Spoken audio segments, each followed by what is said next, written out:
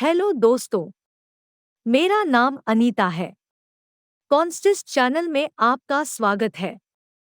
Crypto currency समाचार पर प्रतिदिन कम से कम एक वीडियो। हमारे चैनल को सब्सक्राइब करें और जब भी हम नए वीडियो पोस्ट करते हैं तो नियमित सूचनाएं प्राप्त करने के लिए घंटी आइकन दबाएं। जब दूसरे लालची और लालची हो तो डरो, जब दूसरे डरपोक हो। लालची बनो जब दूसरे भयभीत हो।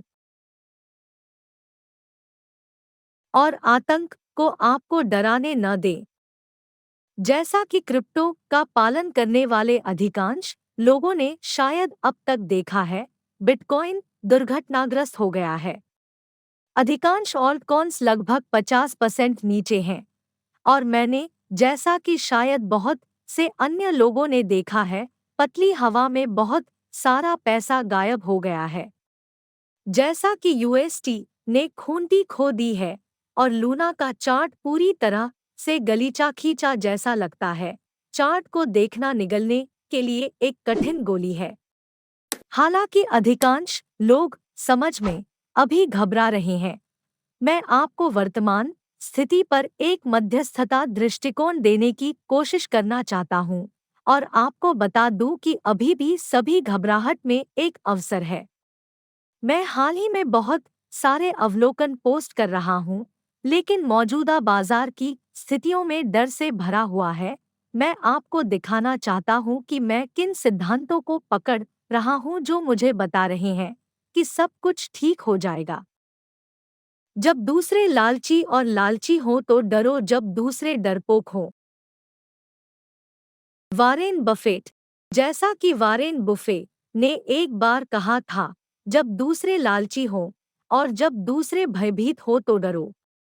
यदि हम भय और लालच सूचकांक पर एक नज़र डालें तो यह तार्किक रूप से दर्शाता है कि इस समय बाजार में अत्यधिक भय है।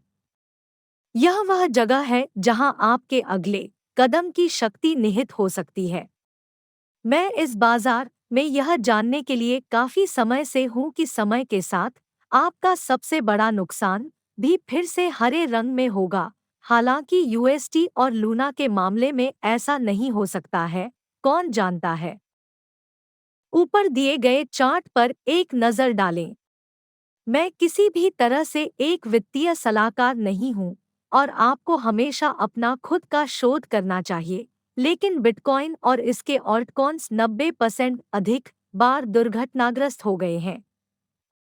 यह 2014, 2017 और अब फिर से 2022 में हुआ। हर बार जब उसने किया तो उसने वर्षों बाद नए एटीएच सेट किए। अंत में यह वह जोखिम था जो हर किसी ने तब लिया जब उन्होंने खुद को बिटकॉइन में खरीदा, और मुझे उम्मीद है कि बिटकॉइन भविष्य में नए ऑल टाइम हाई तक पहुंच जाएगा। अंततः कल 17 मई 2022 मैंने इथेरियम में अपना आखिरी फिएट निवेश किया है। जैसा कि बिटकॉइन और एथेरियम ने पहले से ही कई क्रिप्टो सर्दियों और भालू बाजारों में खुद को साबित कर दिया है, मुझे लगता है कि इन सिक्कों में अपना आखिरी डॉलर निवेश करना एक सुरक्षित शर्त होगी।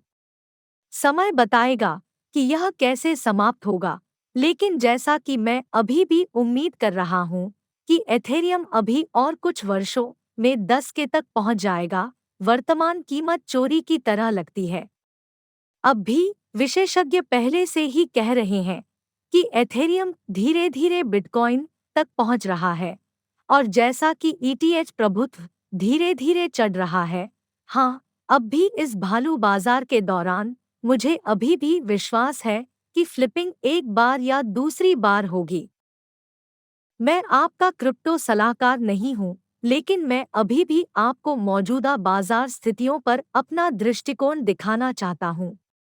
हालांकि मुझे अभी भी नुकसान नहीं हुआ है, यदि यह इस तरह नीचे नहीं जाता है तो मैं बाजार की वर्तमान स्थिति के बारे में चिंता नहीं करूंगा और अब आप अपने बैग भर सकते हैं। इसमें कुछ साल लग सकते हैं, लेकिन हम ब्लॉकचेन तकनीक के साथ एक क्रांति देखेंगे। देखने के लिए धन्यवाद। अगर आपको सामग्री पसंद है तो लाइक बटन को तोड़ें और इस वीडियो को अपने दोस्तों के साथ साझा करें।